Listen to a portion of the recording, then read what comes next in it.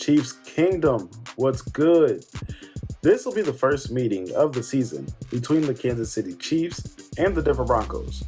What needs to happen in this AFC West divisional game for the Chiefs to come out of Denver with the win? Welcome to On the Block Sports Chiefs.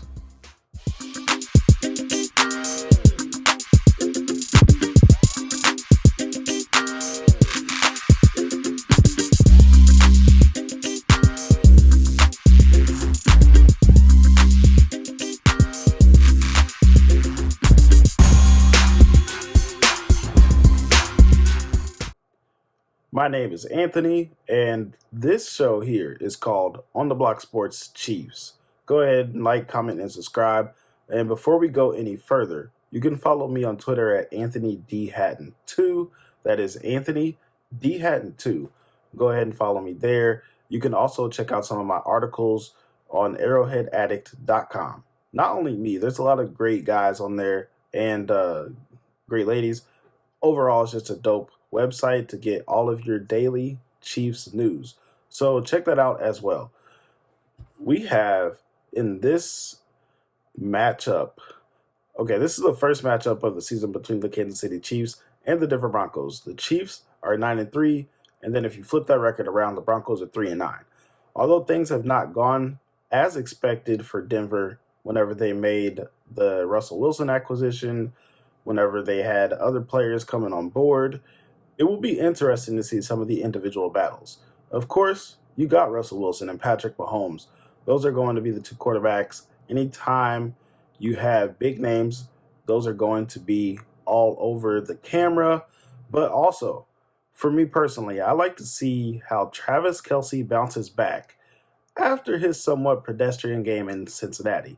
The secondary, safety Justin Simmons, corner Pat Surtain, those are just amazing dudes. And just in general, the Denver Broncos defense is stellar. So it'll be interesting to see exactly how Travis Kelce rebounds. And I know he's going to come out lit up for this game. The injury report. Before we get into actually the offense and the defense and what to expect based off of what they've performed like so far this far in the season, the injury report. Clyde Edwards-Helaire, of course, he's on IR. Mecole Hardman also is on IR. Then you have Kadarius Toney. He did get in some practice reps this week, but he's also going to be out with his hamstring. Joe Thuney, the left guard, I think he is actually going to suit up. He was out the previous 2 games with an ankle, and he practiced fully all week, it sounds like. So that is something that I think will be a boost to the offensive line and just the offense in general whenever you're facing a defense that has really been one of the top defenses in the NFL. For the Broncos, Ronald Darby, their corner, is out on IR, same with Randy Gregory.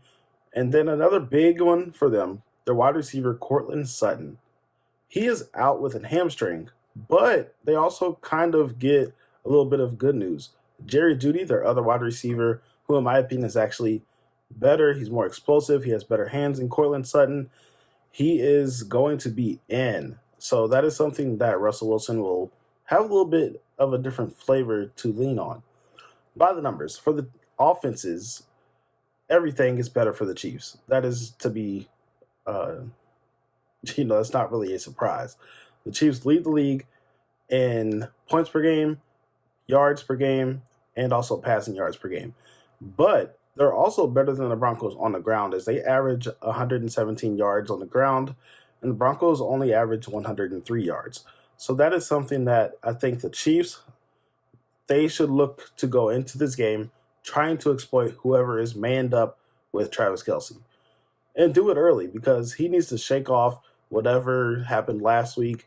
I know it was just a fluke fumble for him, but what's going to happen is he didn't get his first catch until the third quarter in the Bengals game. Patrick Mahomes will make it a point, and Andy Reid, I'm sure, drew it up like so, to get Travis Kelce involved. And if you get him to beat whoever is manned up against him on the Denver Broncos defense, the rest of the game should go pretty well to what you have planned at least. For the Broncos, they're going to try, of course, to not turn the ball over. Double team Chris Jones, get the ball out quickly, run the ball. If you have success, of course, the Broncos, they will keep trying to run the ball. Now, the defense is by the numbers. Points per game, this is fascinating to me. For the Broncos to be 3-9, their defense is really a top 5 defense in the league. They're top 5 in points per game allowed, yardage allowed, and also passing yards. Top 5 in each of those categories. Now, the Broncos defense, they do give up 120 yards on the ground each game, which is 19th in the league. The reason why I think that is so is because they are 3-9. They're often not ahead on the scoreboard, so other teams just run the ball, milk the clock, and they're going to keep running the ball. You just kind of have to pick your poison. No team is really going to be number one in every category. So with that being said, the Chiefs' game plan should be stop the run and force Russell Wilson to beat you with his arm. He has a great arm in the Pro Bowl and all these different things, these contests. But when it comes down to game days, Russell Wilson has not really been that dude for the past few years. But he is still a talented quarterback who has a history of doing things in the NFL. So you really don't want to just lean on Russell Wilson beating you. But if you can make the one-dimensional and force him to do so, force the issue a little bit, I think it'll bring him out of his comfort zone. The Chiefs can send some blitzes, and that's something that he does not want to do.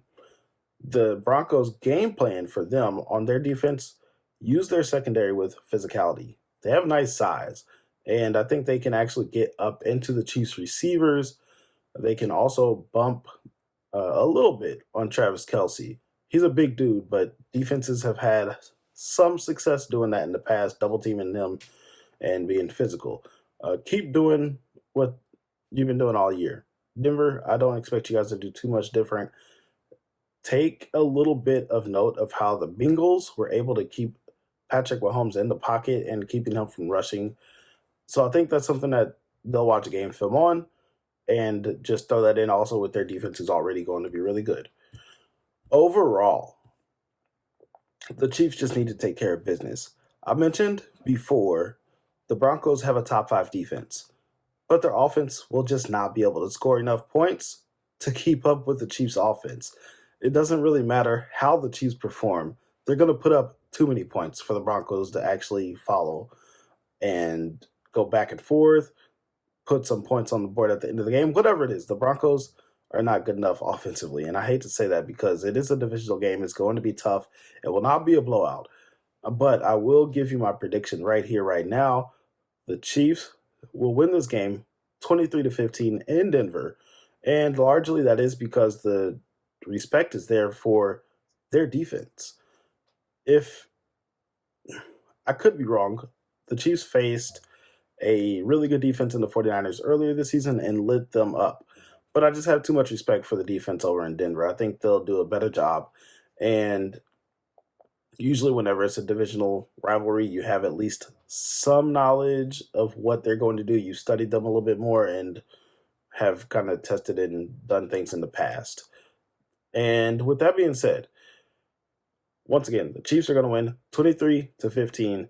And I just want to say thank you for watching the On the Block Sports Chiefs pregame show. And I have my prediction there. Like, comment, and subscribe. Tell me what you think. Am I giving the Broncos too much credit? Are the Chiefs just going to romp the Broncos on Sunday? We'll see. Let me know how you feel about this and drop that in the comments. See you next time.